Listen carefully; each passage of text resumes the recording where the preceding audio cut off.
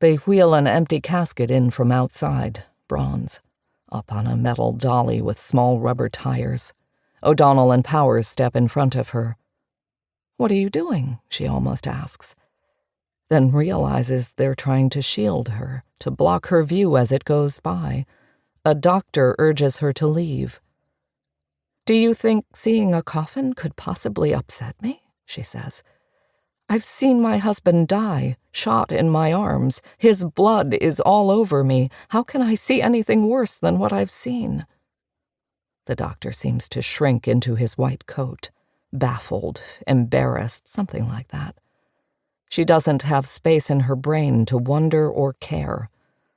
Dave Powers is in an argument with the medical examiner, who's saying they have to hold the autopsy here in Texas according to state law.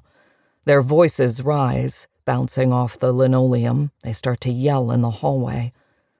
Powers explains that the Vice President and Lady Bird Johnson are waiting at Love Field for Mrs. Kennedy, and Mrs. Kennedy is waiting for the President, and the medical examination can be held at the Capitol no matter what the stupid Texas law has to say about homicide and jurisdiction. She stops paying attention. At a certain point, the casket with the large handles glides out of Trauma Room 1. She knows he is in it, and it is time to go. He is leaving, and she will leave with him.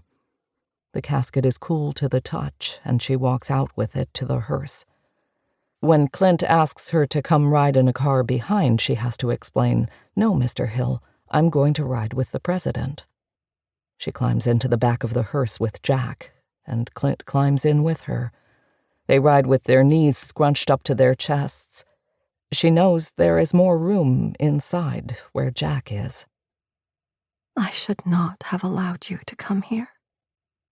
The casket will not fit through the door of the plane.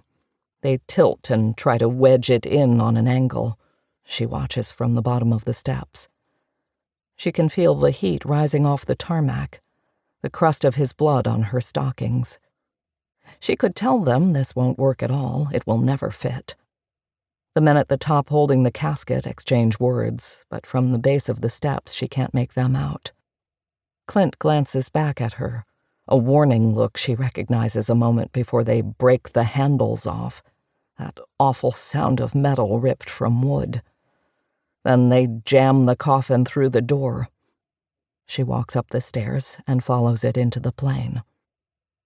They do not take off. They have to wait, apparently, for a judge who will do the swearing in. On the bed in the presidential cabin, someone has laid out a dress for her, stockings, a jacket. 2 blue Air Force One towels next to the clothes. Her face appears in the bathroom mirror, streaked with blood.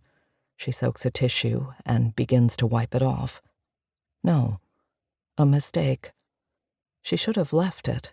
His blood, her face, this bathroom mirror that was theirs a few hours ago and is not now. There's a light knock on the door. Lady Bird comes in and offers to have someone come and help her get cleaned up. "What if I had not been there?" she says to Lady Bird. One glove, her right glove, white this morning, now is dark, lacquered in blood. Her left glove is missing. Where did she leave her left glove? "Let's get you changed," Lady Bird says gently. "No," she says. "I want them to see what they have done to Jack." Later, she will not remember saying it out loud. "Lady Bird, could you please send in Mr. Hill and Mr. O'Donnell?